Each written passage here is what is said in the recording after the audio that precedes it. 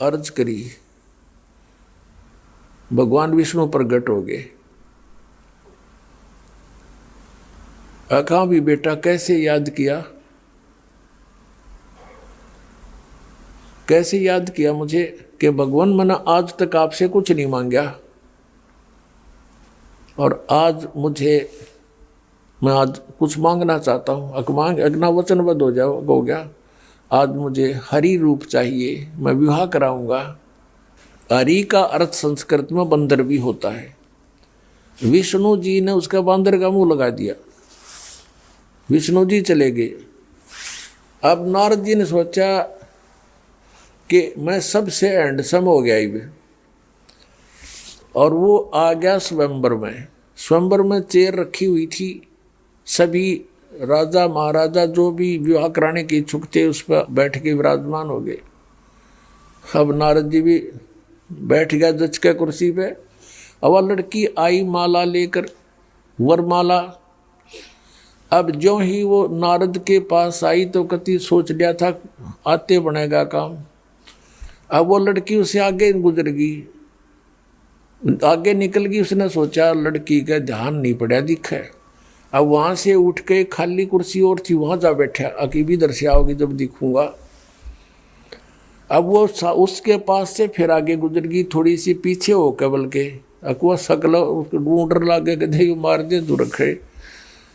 तो जब वो आगे चली गई तो बहुत सोचने लगा क्या बात होगी। उसके पास में एक बैठा था, ने बोला भगत अपनी शक्ल देख। वो शीशा दिखा, पानी दिखाया कटोरे में, अपनी शक्ल देख कर तू क्या हमने डर लगे न रहा, तू छोरी लड़की सोच के हमने डर लगे तेरे थे। जब उसने देखा तसला अपने जल में सूरत, वो तेरा गजब हो। इतने में क्या हुआ कि विष्णु जी आ गए, खाली चेयर पर बैठ गए। उस लड़की ने विष्णु जी का वरमाला डाल दी।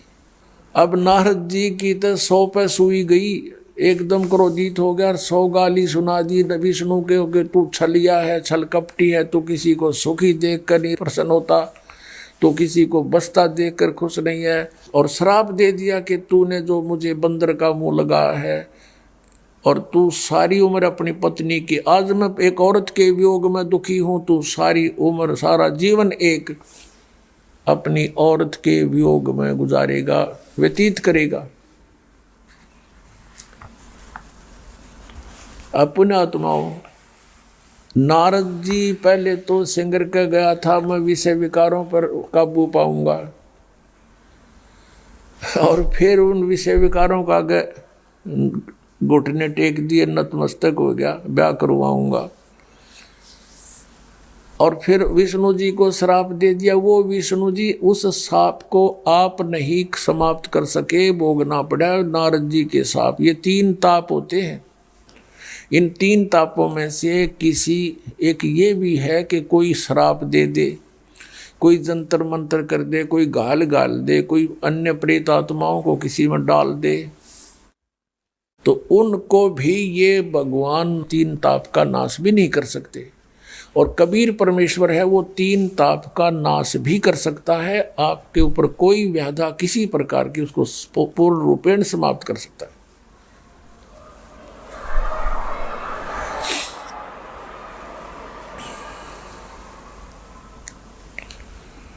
तो भगवान श्री विष्णु जी ने रामचंद्र रूप में पूरा दुख उठाया, अपनी पत्नी के वियोग में सारा जीवन व्यतीत किया। विवाह होते ही वनवास हुआ। वनवास में 2 वर्ष के बाद ही सीता का अपहरण हुआ। 12 वर्ष वो रही वहाँ रावण के बाग में, युद्ध करके मार मूर के रावण को वापस लाए। 2 वर्ष के बाद फिर त्याग दी, घर से निकाल दी गर्भवती अपनी पत्नी। अब पत्नी वाल्मीकि के आश्रम में और पति अयोध्या का राजा, जिसका परिवार कहीं हो और वो राजा कितना ही अच्छा लगता हो, उसका जीवन नरक तुल्य होता है। अंत में भी नहीं मिल पाए दोनों के दोनों। सीता समा गई पृथ्वी में और श्री राम अर्थात विष्णु जी ने सरयू नदी में जल समाधि ली, उसमें छलांग लगा के जीवन अंत किया। फिर श्री राम रूप में बाली को मारा था श्री विष्णु जी ने, यानी रामचंद्र जी ने सुग्रीव के भाई को, उसका भी बदला देना पड़ा। श्री कृष्ण रूप में आए वही।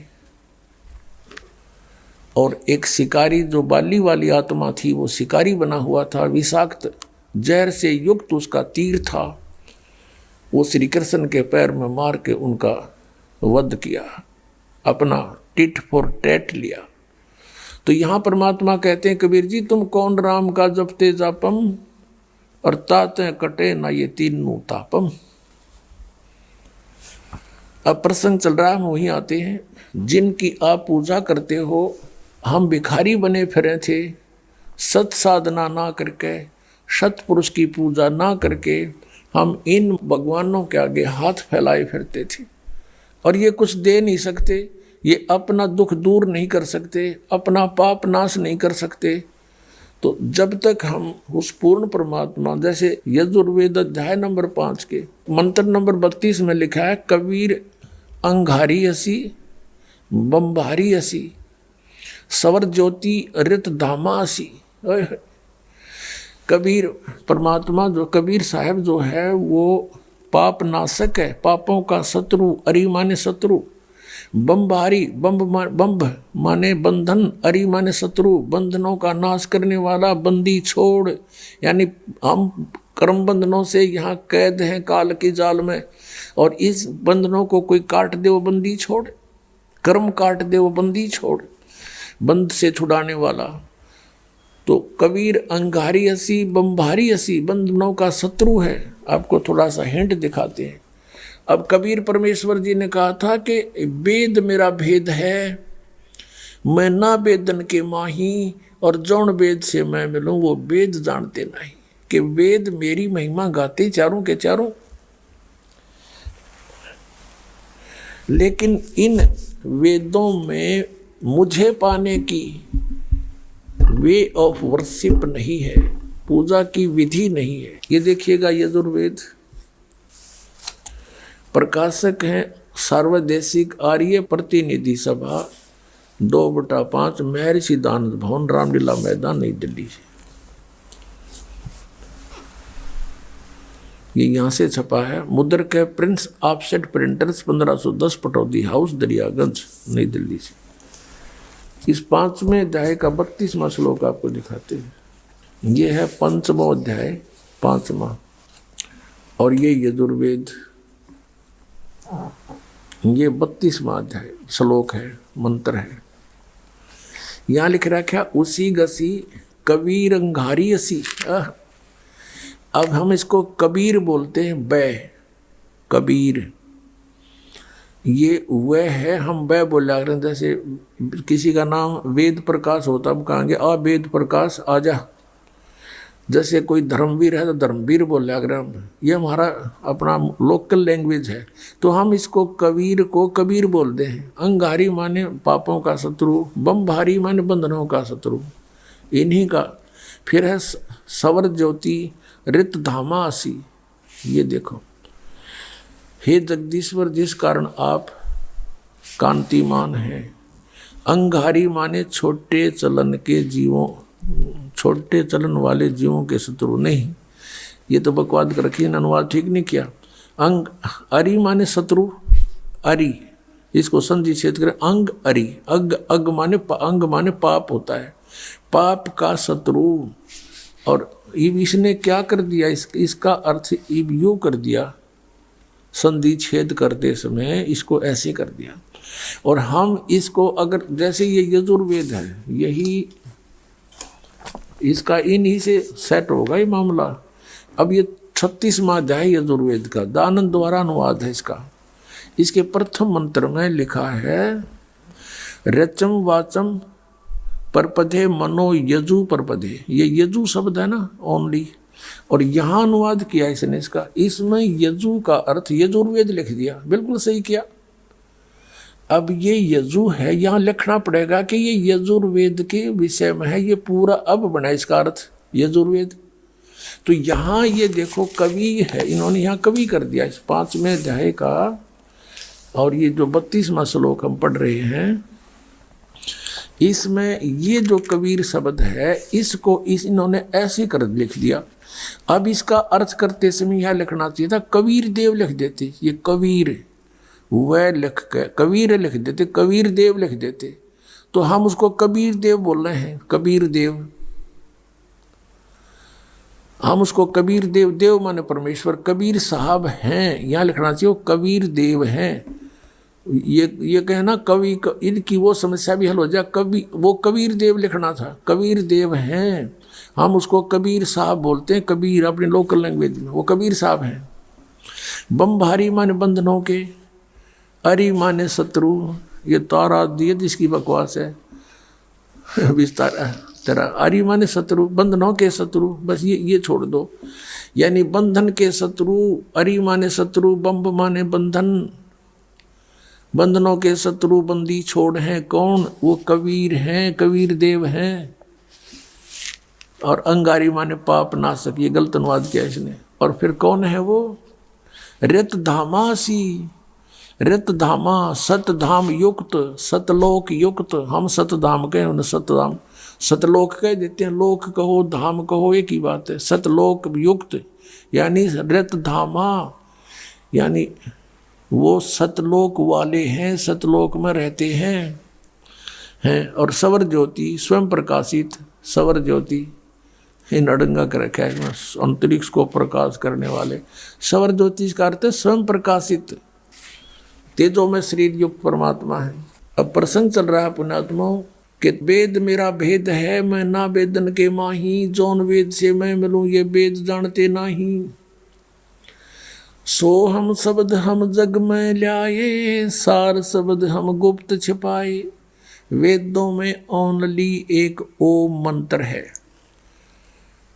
यजुर्वेद अध्याय नंबर 40 के श्लोक नंबर 15 में लिखा है, वेद ज्ञानदाता कहता है कि मेरा केवल एक ओम मंत्र है और उसका सिमरन करना है। ओम कर्तु समर, किलवे समर और कर्त्युम समर।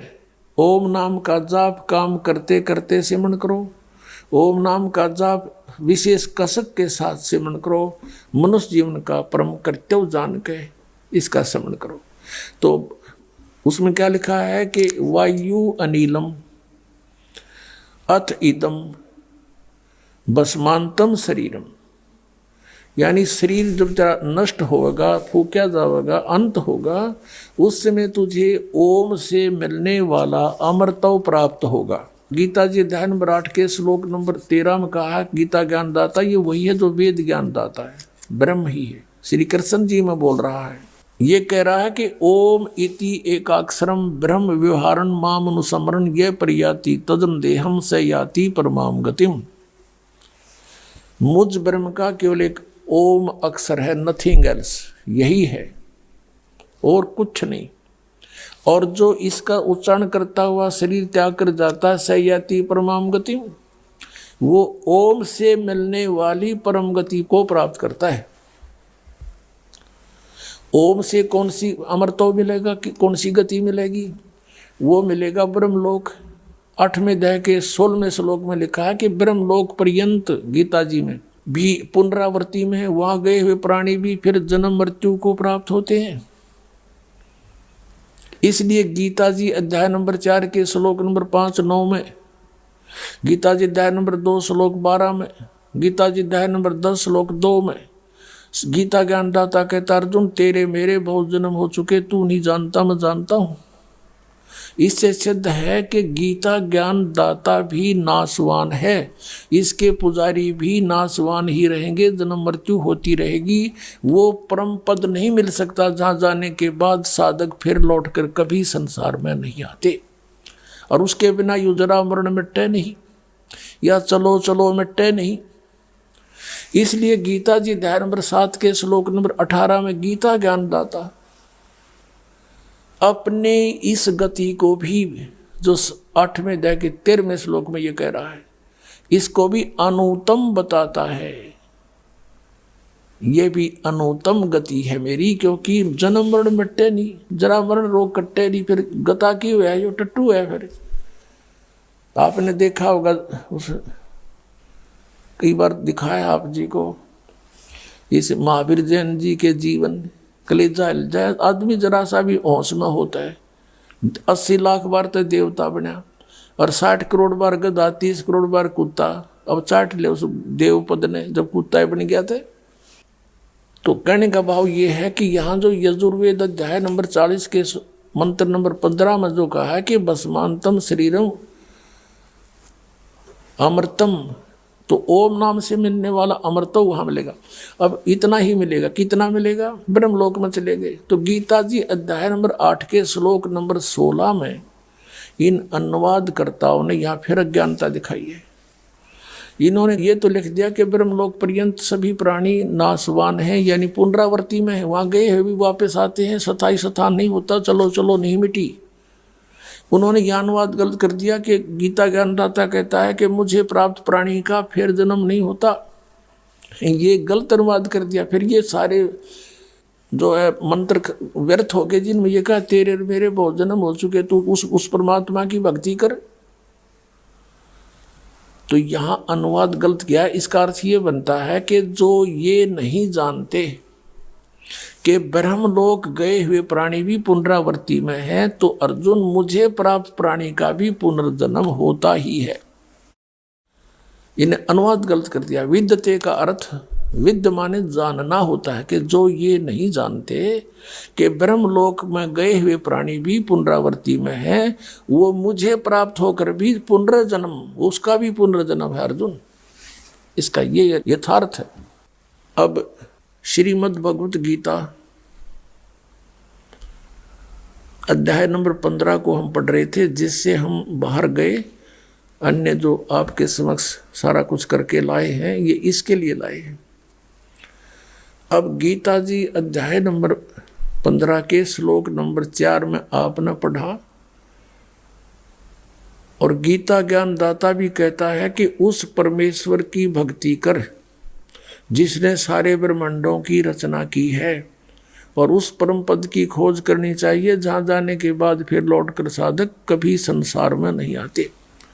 और पुण्यात्माओं, यदि आप सतलोक आश्रम वाला आओ, उसके आने से पहले ये निश्चय करके आया करो कि हमने मोक्ष प्राप्ति करनी है। हमारा जरा मरण मिटे, कोट जन्म तन भ्रमत हो गए, कुछ नहीं हाथ लगा रे, स्वर्ग में देवता बन गया, फिर यहाँ गधा देवता बन गया। बता क्या फायदा है स्वर्ग का? ब्रह्मलोक में गए हुए प्राणी भी वापस आते हैं, तो यहाँ का फिर कौन सी साधना शेष रह गई?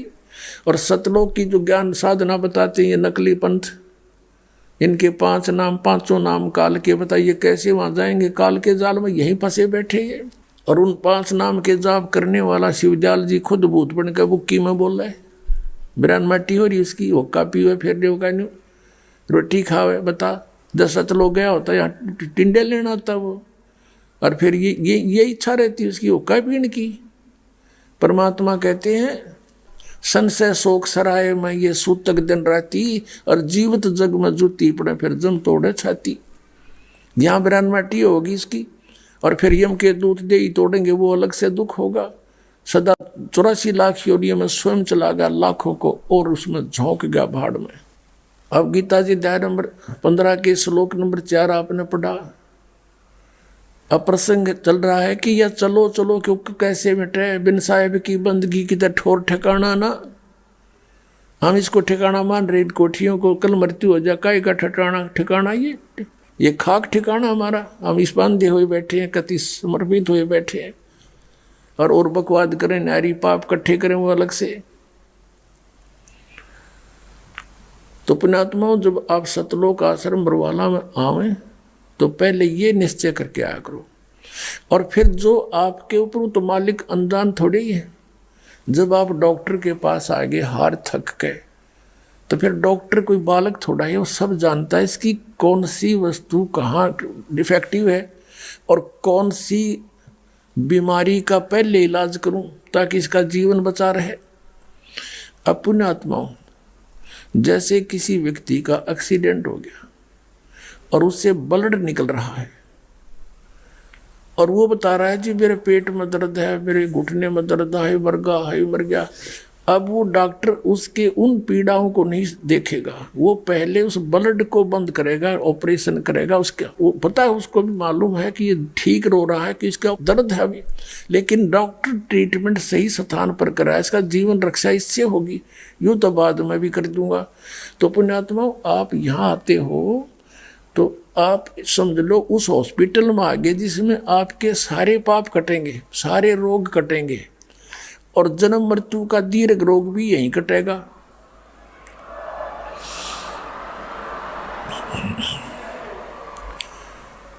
तो आप तो केवल एक डिमांड लेकर आते हो कि हे भगवान मेरा काम चल जा, हे भगवान मन पुत्र प्राप्ति हो जा, और मेरा ये पीड़ा है या ठीक हो जा। और परमात्मा को पता है कि इसकी उम्र रह रही है 20 दिन की। अब आपका वो दुख हटावेगा उस जिससे आपकी मौत ना हो, ये दुख तो फिर दूर कर देगा भगवान 2 दिन पीछे। तो आपके जीवन अंत होने वाले जो संस्कार हैं उनका नाश करेगा, और उसका कुछ विधान बनाया भगवान ने। और आप केवल एक ही डिमांड करते रहते हो, ये हो जाए वो हो जाए, तो आपकी कम सुनाई होगी उस टाइप की, क्योंकि अभी आपसे ये भक्ति करवा के, आपसे पुण्य करवा के वो जीवन एक्सटेंशन करना आवश्यक है। ये तो फिर कर देंगे, कौन से दूर है, इसे सुख कर देगा भगवान, आपका सपने में भी ना सोचे होंगे। इतना धन दे देगा, पर ये धन अच्छा नहीं है।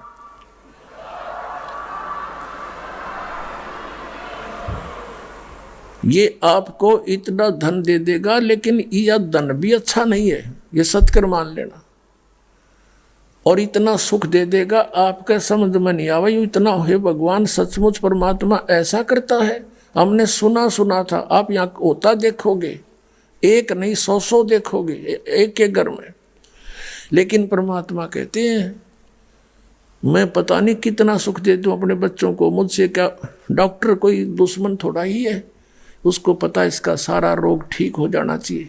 तो परमात्मा कहते हैं मुझे मालूम है, यदि ज्यादा सुख दे दिया तुम फिर मुझसे दूर हो जाओगे, राम भूल जाओगे, बकवादों को फिर ढूंढ लोगे। जैसे सतलोक में हमें सब सुख था, और हम भूल गए भगवान को, इस शैतान के साथ आगे, इस काल के साथ इसको मालिक मान लिया, इस पर आसक्त हो गए, जो सर्व सुविधाएं दे रहा था उससे हम विमुख हो गए। तो परमात्मा हमें उस अपनी सच्चिदानंद घन ब्रह्म की वाणी में ये भी एक फॉर्मूला बताता है कि सुख के माथे पत्थर पड़ो, नाम हृदय से जावे, बलिहारी उस दुख के जो पल पल राम रटावे। परमात्मा कहते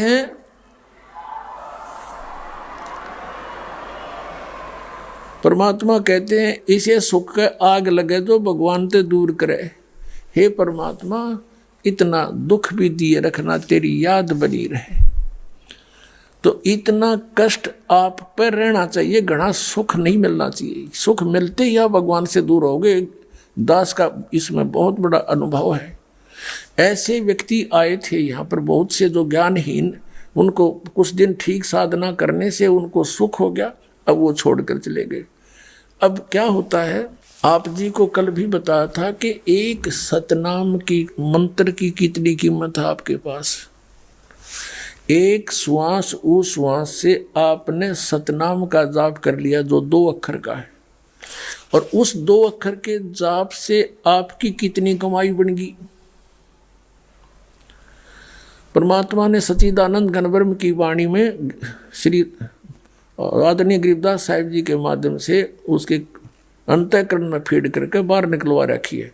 जैसे वेदों को इस ब्रह्म के अंदर फीड कर दिया, और ब्रह्म ने फिर ये ब्रह्म से बाहर आई है उसके श्वासों से।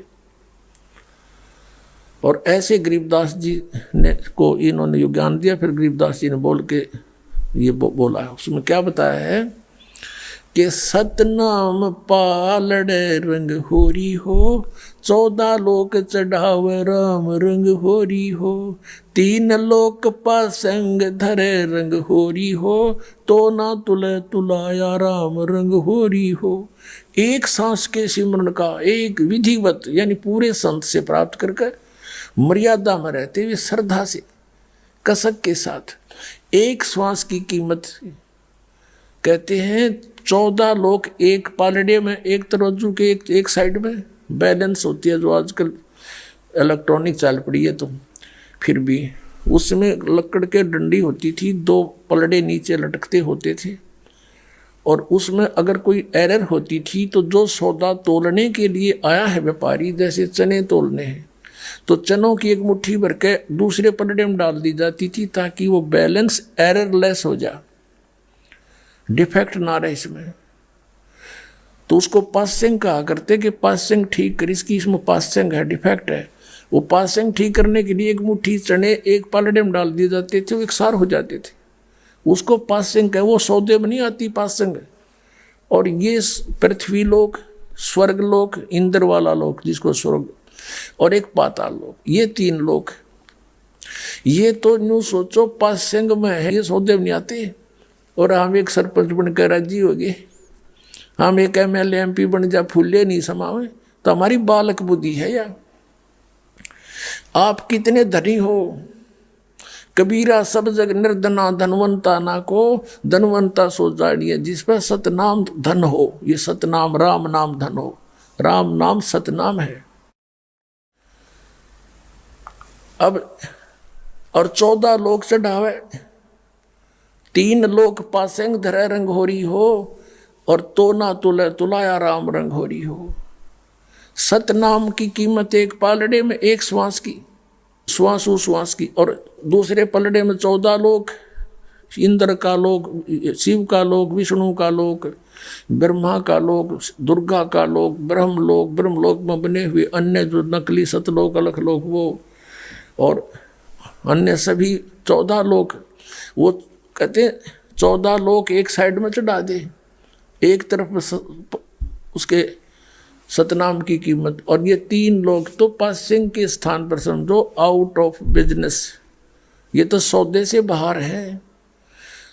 कहते सतनाम पालड़े रंग होरी हो, 14 लोग चढ़ावे राम रंग होरी हो, 3 लोग पासिंग धरे रंग होरी हो, तो ना तुले तुलाया राम रंग होरी हो। एक सांस के मंत्र की कितनी वैल्यू है जो आप एक बार ढंग से कर लोगे सतनाम के मंत्र की। अब जिसने 2 वर्ष 3 वर्ष 4 वर्ष 5 वर्ष भक्ति की, उनको सब सुख हो गए, कष्ट आवे को नहीं, क्योंकि तो सर्व सुखदायी परमात्मा सुख सागर है ये। अब उनका भूल पड़न लाएगी, अभिमान होने लग गया, या छोटी छोटी बातों पर अभिमानवश कोई 100 डिफेक्ट हमारे में निकालने लग जाते हैं। फिर उनको समझाया जाता है, क्योंकि दास एक टीचर है, तुम स्टूडेंट हो, आपको दास कभी प्यार भी देगा, गलती करोगे तो धमकाओ भी गा, भाई खबरदार ऐसा कर दिया तो ना आने की आवश्यकता नहीं है, क्यों अपना क्रम बिगाड़ रहे। तो क्योंकि वो सुख हो गया बीते, वो छोटी मोटी बातों में अपने आप निकल जाते यहाँ से। और अब वो क्या कहते हैं कि हम तो अब भी सुखी है, हम तो पहले भी सुखी थे, अब हमारा क्या बिगड़ गया। अब ये जैया उनकी हृदय में अज्ञान ना होता तो यहाँ से धक्के दिए थे बिना जमाने से। अगर इतना ज्ञान उनमें होता तो यहाँ से नहीं जा सकता, क्योंकि जो बच्चा अध्यापक उसको धमकाता है उसके हित में, और यदि वो बच्चा अध्यापक के धमकाने से, खुरकाने से, डांट लगाने से और स्कूल त्याग जाता है तो कितनी बुद्धिमत्ता की उसने। अब यहाँ आप स्टूडेंट हो, विद्यार्थी हो, तो अध्यापक का कर्तव्य बना है इनको खुरका धमका के इनके भविष्य को देखते हुए इनको सुचारू करूं। और बच्चा जो डॉक्टर अपने टीचर की डांट भी खाता है और आगे फिर बढ़िया ठीक ढंग से उस त्रुटि को ठीक करके आता, तो वो बच्चे सफल होते हैं। और जो छोड़ के भाग जाता है तो उसको अपना जीवन नाश करते हैं। अब उनको फिर पता चलेगा, वो कह रहे ना अब हमने कोई तकलीफ नहीं, हम सब ठाठ हैं यूं के यूं। अब वो 2-4 वर्ष की जो भक्ति उन्होंने सुचारू की थी, अब वो उसके गुड अकाउंट में है, अब वो नरे पाप कर रहा है। तो जब तक उसकी वह पूंजी रहेगी पुनों की भक्ति की, तब तक तो वो से आग लगाओ, शराब पियो, बकवाद करो, भगवान ने भी याद ना करो, तो वो तो पूरी देगा काल उनको, काल के उसमें चले गए विधान में। और जब वो बैटरी डाउन होएगी इनकी, वो समाप्त हो जाएगी कुछ दिनों में, फिर रोएंगे। आज दास देख रहा है 6-6 वर्ष जो यहाँ से त्याग कर चले गए थे, अब 6 वर्ष के बाद किसी के जीभ में कैंसर, किसी के गले में कैंसर, अब आवे रोते हुए। अब ने पहले पता था इसकी कोई करड़ाई उठा कर ले गई यहाँ से भगवान को छोड़कर। कहते हैं द्वार धनी के पड़ा रहे, धक्के धनी के खावे, और 100 काल जग जोली पर द्वार छोड़ नहीं जावे। अब जैसे विद्यार्थी को टीचर उसी को खुरकाता धमकाता है, उसके भविष्य को देखते हुए, जो स्कूल विद्यालय में प्रवेश है उसके अंतर्गत आता है, वही बच्चा जो पहले गलती करता था, स्कूल त्याग गया और फिर बाहर बकवाद करता फिरता है, गधे पे बैठ कर घूम रहा है बकवादों में, और टीचर पास से जा रहा है, वो नहीं टोकेगा उसको, चाहे बाहर में जाए तो अब टीचर से उसका लिंक नहीं रहा। तो बाहर गए हुए व्यक्ति ये सोचते हैं कि हम ठाठ से हैं, सारे गधे पे बैठे अंडे हैं, अब ना कोई हमें कुछ कहता, ना कोई तकलीफ होती। तो अब परमात्मा उनको नहीं कहेगा, क्योंकि परमात्मा के ऑपरेशन थिएटर मारने के बाद डॉक्टर का काम है। अब कोई कहता मैं तो नहीं कराता ऑपरेशन, चला जा, डॉक्टर को पता है कि 6 महीने मर लेगा, 6 महीने से ज़्यादा नहीं जिएगा, और वही होता है। तो पुण्यात्मा, ये वो स्थान है, यहाँ पर आपने केवल एक उद्देश्य लेकर आना है कि हमारा कल्याण हो। तो अब जो प्रसंग चल रहा था कि आप जी यहाँ जो आते हो ये सोचकर आओ कि हमने मोक्ष कराना है, और मोक्ष के साथ साथ अब ये जो आपको अन्य जो सुख हैं वो तो फ्री में दिए जाएंगे, फ्री में, रूंगे में। रूंगा क्या होता था? जैसे हम छोटे छोटे थे, जब गांव में हमारी दादी, वहाँ जैसे कोई सब्जी बेचने वाला आ गया, कोई प्याज बेचने आ गया, कोई आलू बेचने वाला आ गया, और कोई फल ले रहा है, तो आवाज़ लगाता ले लो, आलू ले लो। तो हमारी दादी जी पहले क्या करते थे, गेहूँ चने होते थे, पैसा होता नहीं था, गेहूँ या चने, किसान परिवार में जन्म था दास का, तो दादी भर के ले जाती एक बेला गेहूँ का या चनों का, और वो पूछती भाई कित कैसे देगा इसको? वो कहता 2 चनों के 3 बार, चने एक तरफ डाल लेंगे पालड़े में, और उधर से उसके इक्विवेलेंट 3 बार मैं उतने उतने आलू दूंगा। अच्छा, वो 3 बार तोल दिए आलू तो हो गया सौदा बराबर, वो तो हो लिया जो होना था। अब क्या क्या करती भाई, रूंगा दे, रूंगा के फ्री ऑफ कॉस्ट, वो 1 आलू दे देता, ले माई यू रूंगा ले ना भाई, और दे, वो 2 डाल देता ना, 1 और ले, 1 और ले, छोटा दे देता, बुढ़िया राजी हो जाती। वो रूंगे उस नरूंगा क्या करते हैं। अब कहने का भाव ये है कि वो जो रूंगा था ना, वो तो सौदे में नहीं था, वैसे दिया उसने। तो यहाँ पर जो आपका हम सौदा करेंगे और जो आपको यहाँ संसारिक जो आवश्यकताएं हैं वो तो रूंगे में देंगे आपको, वो हमारा काम नहीं। वो तो आपको वैसे फ्री ऑफ कॉस्ट देंगे, वो तो अवश्य देंगे। जैसे आप ना कई बार कोई दुकानदारों के यहाँ जाते हो, शॉपकीपर के, और कोई सामान खरीदते हो, तो वो उससे फिर कुछ ऐसा आइटम आप मांग लेते हो कि वो भी है कि आपके पास, वो कहता है वैसे तो हमारी ये दुकान नहीं है, फिर ग्राहक मांग लेते इसलिए ये रखा है, ले ये भी ले लो। तो यहाँ जो हमारे पास सौदा है, जो हमारी दुकान है, वो जन्म और मृत्यु के रोग का नाश करने वाली है, और आपके आने वाले जीवन में जो कष्ट हैं उनका नाश करेगी। इस प्रारब्ध का भी, कर्म को भी परिवर्तन करेंगे परमात्मा। आप जी यहाँ कोई अन्य संसारिक सुख मांगते हो, ये भी हम रखते हैं, ये भी देने पड़ते हैं। ग्राहक यहीं आवे कि तो और ना चला जा, ये समझ लेना। अब इसका पूरा निष्कर्ष ये जानिए कि यहाँ आपको सर्व सुख मिलेंगे, लेकिन आप जी को कोई कष्ट भी रह रहा है तो ये समझना, उसके 2 कारण समझना। एक तो परमात्मा की इच्छा है कि ये दुख आप पर रखना अनिवार्य है, क्योंकि एक दूसरा कारण यह है कि जैसे डॉक्टर ने पहले वो ट्रीटमेंट करना, इसका जीवन रक्षा हो। पेट के दर्द की वो तो फिर देख लें, गोड्डे के दर्द न था फिर इलाज कर दूंगा। तो ऐसे समझ कर चलना इस मार्ग पर, क्योंकि आप पहली बार आए हो और 25 डिमांड है आपकी, आते रख देते हो, ये भी हो, ये भी हो, ये भी हो। अब धीरे धीरे रे मना, धीरे सब कुछ हो। माली सींचे 100 घड़ा, समय आए फल हो। एक आम का पौधा आप लगाते हो और उस पौधे में सिंचाई करते हो, 10-12 वर्ष में जाके 8-7 वर्ष में उसकी खूब सेवा करते हो, फिर वो बड़ा होता है। बड़ा होकर के फिर उसके फल लगेंगे और इतने फल लगेंगे आप भी खा लोगे, अचार भी डाल लोगे, पड़ोसियों को भी दे दोगे, रिश्तेदारों को भी भेज दोगे, तो भी ना खत्म हो तुमसे। यानी ये राम नाम का पौधा ईब बोया है आपने, ईब इसका थोड़ा सा समय दो भगवान ने, और आप इसकी करो पूजा जो दास बताता है, सेवा करके देखो सिंचाई से। धीरे धीरे इतना ऐसे बढ़ेंगे आपके संस्कार कि इतना सुख हो जाएगा आप सोच भी नहीं सकते। अब यहाँ दास देखता है, पहले गांव गांव में घर घर में सत्संग किया करते थे।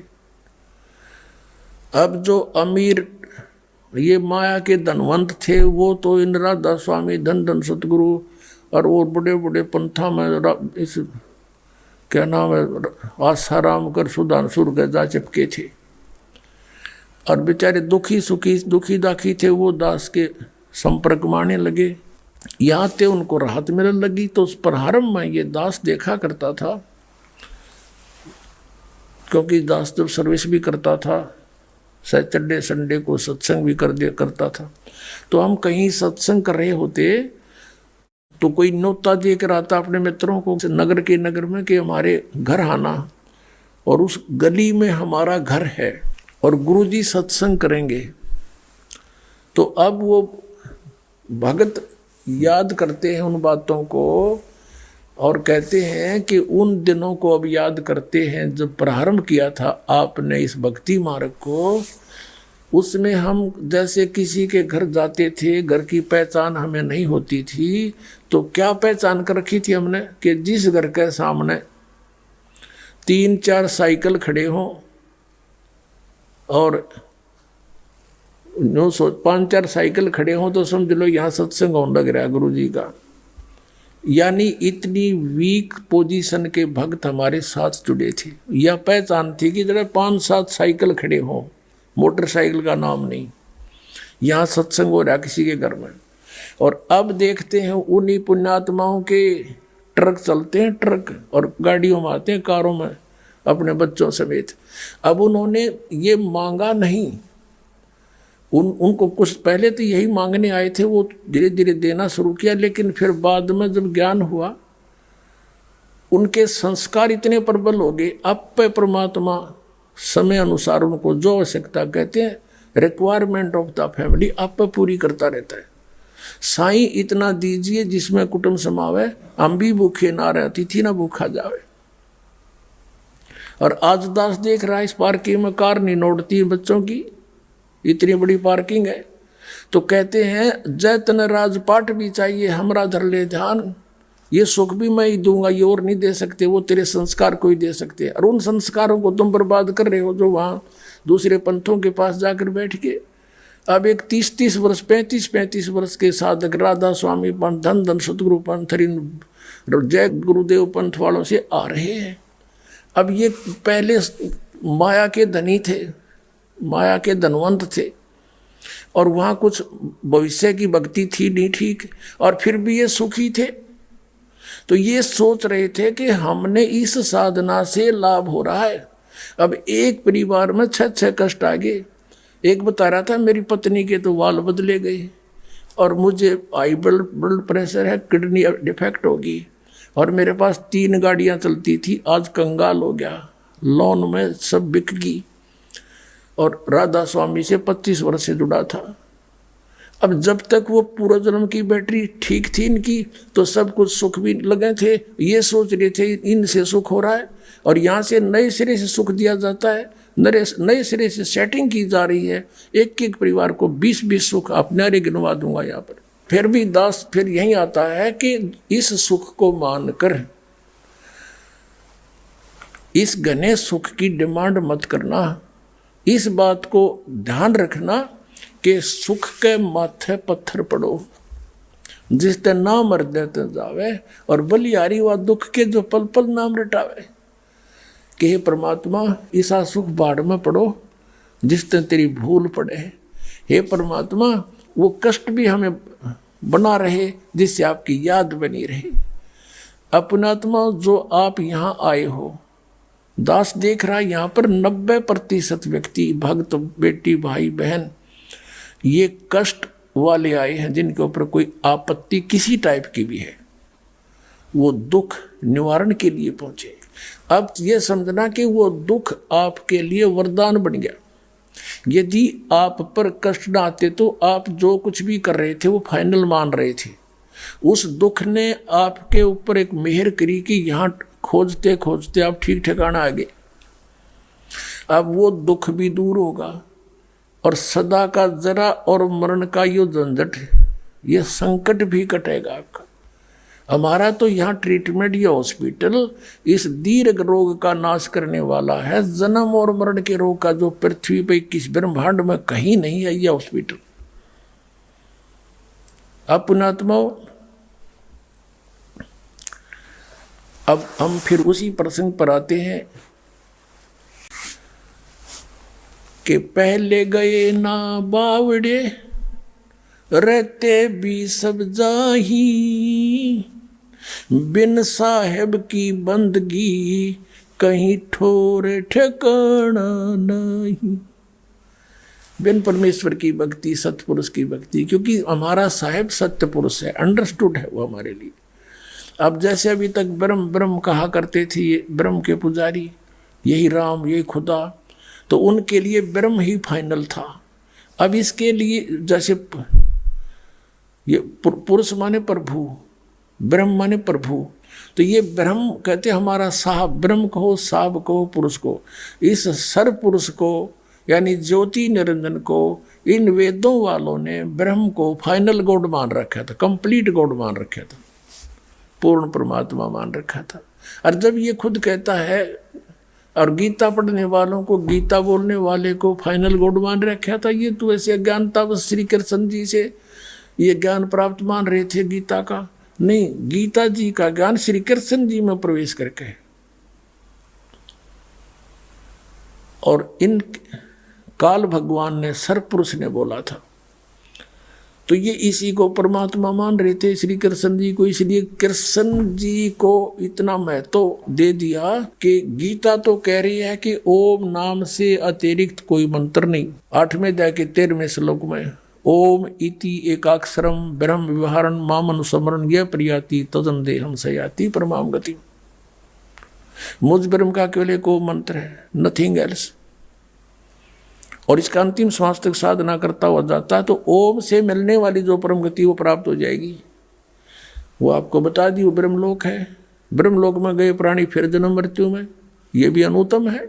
7वें अध्याय के 18वें श्लोक में स्पष्ट कर दी इसने गीता के ज्ञानदाता ने कि वो मेरी साधना भी अनुत्तम है। इसलिए तो कहा कि 18वें अध्याय के 62वें श्लोक में और 15वें अध्याय के 4थे श्लोक में कि उस तत्वदर्शी संत की खोज के पश्चात परमेश्वर के उस परम पद की खोज करनी चाहिए जहां जाने के बाद साधक फिर लौटकर कभी नहीं आते।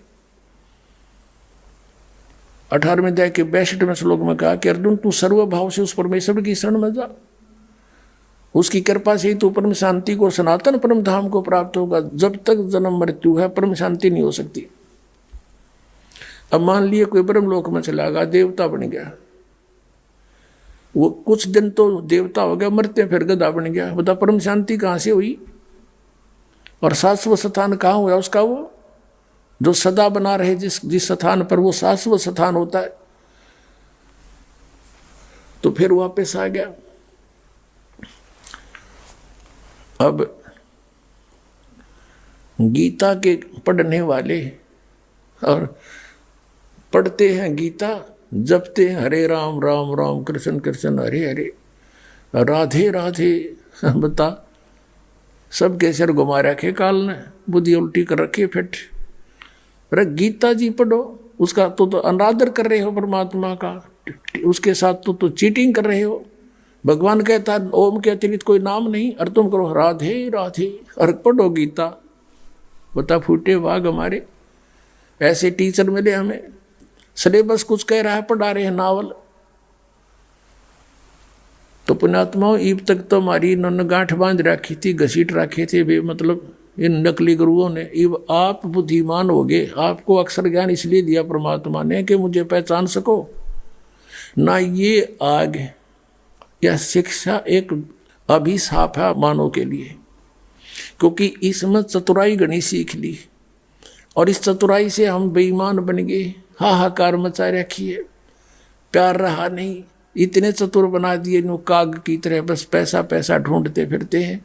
बहन देखते ना, भाई देखते, रिश्तेदार देखते ना, कोई नाता देखते, असनाई देखते, और चैन नहीं किसी को, सोपन में भी चैन नहीं। इसे तो पहले जीवन जिया करते हमारे दादे परदादे, हमने देखे शांत रहते थे, दो मिल जाता उसमें खुश रहते थे, छोटी छोटी झोंपड़ी पक्के कच्चे मकान उसमें शांत रहते थे, कोई हाहड़ नहीं थी। अब किसी को चैन नहीं चाहिए, अरबपति खरबपति बना बैठा रहे, और फिर लास्ट में उसका एक भगत कह रहा था जी, ये देखे अरबपति खरबपति कई कई कोठी कार ले रहे, और आप पियो दाल घोल के, उनका जमाने बंद होगी, बीपी हाई हो गया, किसी का कुछ बढ़ गया, और आप मेडिकल में रहे हैं। वह कोठी वो कार वो माया उसका के काम आई, वो कल मर जाएगा, बालक फूकेंगे उसको, और पाप सारे आप इकट्ठे कर लेगा। जो माया जोड़न में जीवन व्यर्थ कर दिया वो आनी उसको न्यारी होगी।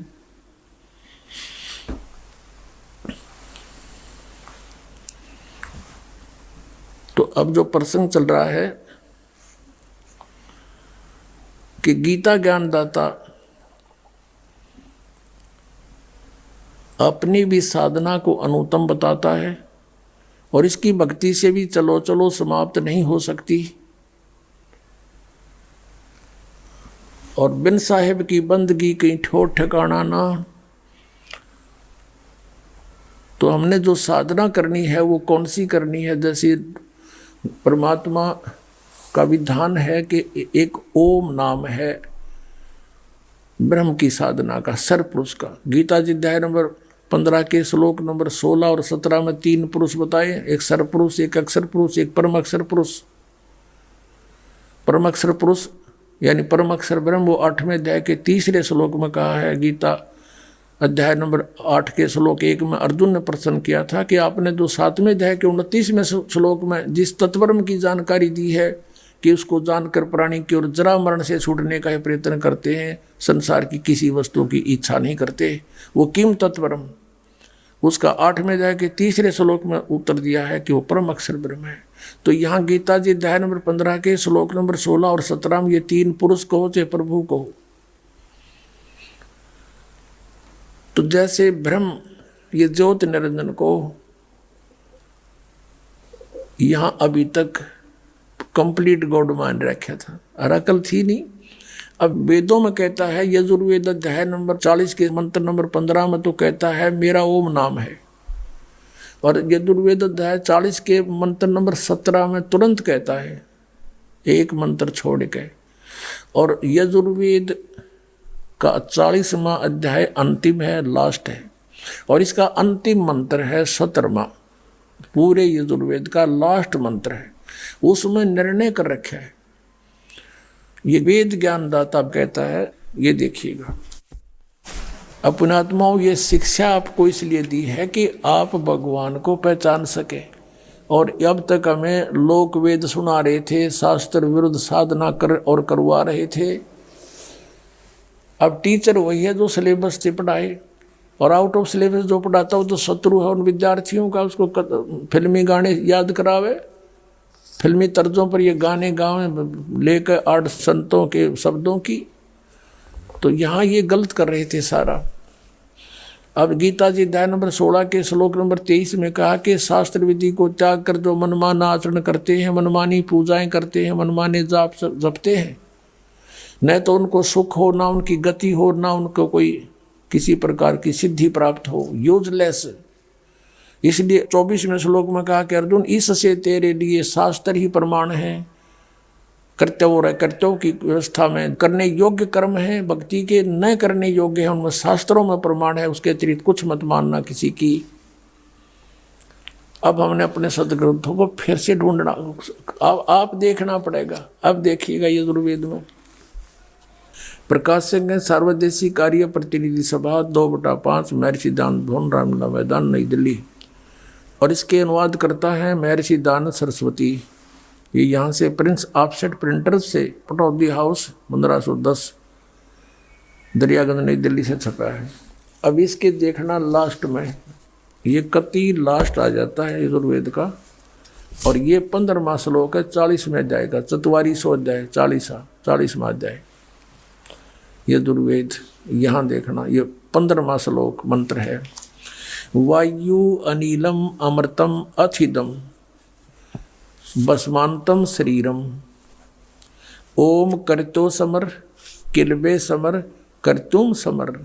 15वां श्लोक मंत्र। इस अनुवादकर्ता ने अनर्थ किए, इसको ज्ञान नहीं था।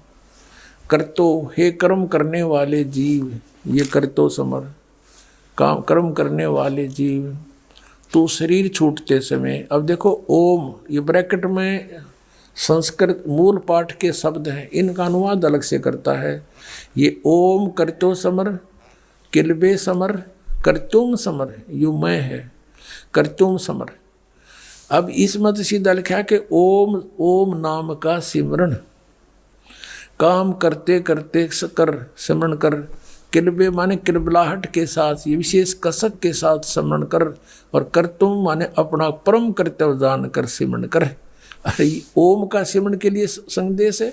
अरे यूँ क्या कहता है अनुवाद करता स्वामी जी कि हे कर्म करने वाले जीव, करतो माने कर्म करने वाले जीव का ही अर्थ बनता है ओम करतो समर, काम करते करते सिमरण करो ओम का। यूँ क्या कह रहा है, करतो हे काम करने वाले जीव, तो शरीर छूटते समय ओम, इस नाम वाच्य ईश्वर को समर माने समन कर।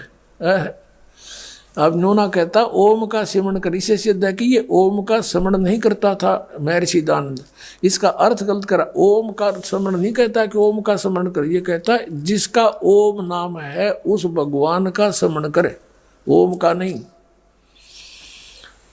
और किलबे यानी अपने सामर्थ्य के, ये अगर भाई इतना ही दिखाना था इसमें से। यहाँ देखो, ये 40वें अध्याय का 17वां श्लोक है। वहां पर तो ब्रह्म कह रहा अपने विषय में। अब ये यहाँ क्या कह रहा है कि हे मनुष्यों, जिस ज्योत स्वरूपी रक्षक मुझ से, ये ज्योत स्वरूपी तो काल है, ब्रह्म काल है, अविनाशी यथार्थ कारण के आच्छादित मुख के तुल्य उत्तम अंग का प्रकाश किया जाता है कि ईब मैं वो एक विशेष बात बता रहा हूँ। ब्रह्म कहता है जो वह असौ माने वह प्राण व सूर्य मंडल में, पुरुष माने पूर्ण परमात्मा, पुरुष माने पूर्ण परमात्मा यानी वेद ज्ञान दाता से अन्य है, वह पूर्ण परमात्मा है। वो तो परोक्ष है, वह परोक्ष रूप वो छुपा हुआ है। जैसे संसार रूपी वृक्ष की जड़ परोक्ष होती है, मूल परोक्ष होते हैं, ऊपर तने से लेकर ऊपर सारा कुछ प्रत्यक्ष होता है, तो वह तो परोक्ष है, रूप है, वो तो परोक्ष रूप है। जो वह पूर्ण परमात्मा है ये समझो, वह परोक्ष रूप है, वो तो गुप्त है, वेद कह रहे हैं ये। और युग वेद ज्ञानदाता कहता अहम मैं खम, यानी ऊपर ब्रह्मलोक में, खम माने ब्रह्मलोक में, अहम ब्रह्म खम, ये है कि अहम खम ब्रह्म, ओम खम ब्रह्म सो असौ अहम, यू अहम है। मैं ऊपर खम माने स्वर्ग में अंतरिक्ष में रहता हूँ, मैं ब्रह्म हूँ, मेरा ओम नाम है। अभी इस अनुवाद का आगे कैसे अड़ंगा किया इसने, यहाँ तक तो ठीक लिख दिया कि ये वेद ज्ञानदाता ब्रह्म है। ये कह रहा कि हे मनुष्यों, जिस ज्योत स्वरूपी रक्षक मुझसे, यानी मैं काल हूँ, ज्योत स्वरूपी हूँ, अपने आप को रक्षक कहता है, लेकिन ये भक्षक है। अविनाशी यथार्थ कारण के आच्छादित यानी छुपे हुए जिस मुख्यम यानी मुख्य यानी खास परमात्मा, मुख्य अंग, उत्तम अंग का प्रकाश किया जाता है, यानी मूल, संसार रूपी वृक्ष की मूल जो है वो अंग है, उसका कहते हैं, उस मुख्य अंग का बताता हूँ, जो वह पूर्ण, ये तालक पूर्ण परमात्मा है, सूर्य मंडल में यानी सतलोक में, ये सतलोक, और पूर्ण परमात्मा है वह तो परोक्ष रूप है। और अहम मैं खम आकाश के तुल्य यानी अंतरिक्ष में हूँ, ब्रह्म हूँ, सब गुण कर्म स्वरूप करके अधिक हूँ। इन्होंने लिखा मैं ब्रह्म हूँ और ओम ऐसा नाम जानो, और मेरा यो ओम नाम, ये 2 बार ओम नहीं है, इसमें केवल 1 बार ओम है ओनली। ये तो अड़ंगा करने खाते लिख लिया इसने ओम, इसका ओम अड़ लिखने में भी शर्म आया इसने, क्योंकि ओम नाम जपता ही नहीं था, इसलिए तो इसकी बिरानमाटी होगा मेरा। अब कहता है सबका रक्षक जो मैं उसका ओम ऐसा नाम जानो, ये नाम लिखते जाने भी शर्म आई से नाड़े। अगर देखो कोई नो कह दान दो ओम नाम जप्या करता, या लिखना था उसका ओम नाम है। अब हमने देखना है कि वो पूर्ण परमात्मा तो ऊपर प्रोक्ष है, पूर्ण परमात्मा, और अहम माने मैं, और अहम खम ओम खम अहम, मेरा ओम नाम है, मैं ब्रह्म हूँ, ऊपर अंतरिक्ष में रहता हूँ। अहम माने मैं, यहाँ सो असो अहम, वह परोक्ष रूप है, और अहम मैं ब्रह्म हूँ और आकाश में रहता हूँ, मेरा ओम नाम है। अपनात्मा इन पवित्र चारों वेदों का कोड वर्डों में संक्षिप्त है गीता जी। गीता जी के 4थे अध्याय में कहा कि तत्वदर्शी संतों की खोज करें, और वही इस यजुर्वेद में कर रखा है 40वें अध्याय के 10 से लेकर 13 तक। देखा फिर दिखाता हूँ थोड़ा सा। अपनात्मा आप नए सिरे तो पढ़ाई पढ़नी पड़ेगी, ये ऐसे नहीं कि आए मना नाम दे दिया तुम जपन लाग जाओ, कोई बका दे, वहाँ कुछ नहीं है, तुम फिर 2 दिन में सुख हो जाएगा, फिर भाग जाओ फिर वहीं काल के जाल में। ये ठीक नहीं, दास नहीं चाहता आपको फिर ऐसे बर्बाद होने दूं। ये यजुर्वेद वही 44 अध्याय 40वां, यहाँ देखो 10वें श्लोक से, ये 10वां है 40वें अध्याय का, 40वें अध्याय का 10वां। हे मनुष्यों, जैसे हम लोग, अब धीरा नाम का अर्थ है तत्वदर्शी संत, इसको किसी तरह डिफाइन कर लेंगे। धीरा नाम माने तत्वदर्शी संत, मेधावी योगी विद्वानों से, क्योंकि यो योग ने मैं तो देता इसलिए अनुवाद अपने हिसाब से कर दिया। तत्वदर्शी संतों से जो वचन सुनते हैं, वेद ज्ञान दाता कहता है कि जो धीरा नाम तत्वदर्शी संतों से जो हम वचन सुनते हैं, जो वे लोग हमारे प्रति व्याख्यान पूर्वक कहते हैं, विस्तार से कहते हैं, वे लोग संयोग, देखो संभवात, असंभवात माने उत्पन्न नहीं होना, असंभवात उत्पन्न नहीं होना, संभवात माने उत्पन्न होना, सीधा सार्थ हम भी कर लेंगे, इसे बालक थोड़ी है। असंभवात माने उत्पन्न नहीं होना, और संभवात माने उत्पन्न होना कार्य से, और ही कार्य का फल, वाह क्यों था अनुवाद में, वाह शब्द क्यों था, कार्य का फल, कार्य वाह फल, कोई बात है, वाह अर्थ नहीं होना चाहिए। आऊ माने कहते हैं उत्पन्न नहीं होने वाला कारण से अन्यत आहु कहते हैं, इस बात को तुम भी सुनो। अब ये इसका अर्थ है कि कोई तो कहता है भगवान असंभवात वो जन्म नहीं लेता, उत्पन्न नहीं होता, कोई कहता है वो संभवात माँ का जन्म लेकर उत्पन्न होता है। कहता है ये संशय भी धीराणाम संत जो बताते हैं उन तक सुनो। धीराणाम तत्वदर्शी संत जो वचन सुनाते हैं उनसे सुनो, वो बताओगे सही।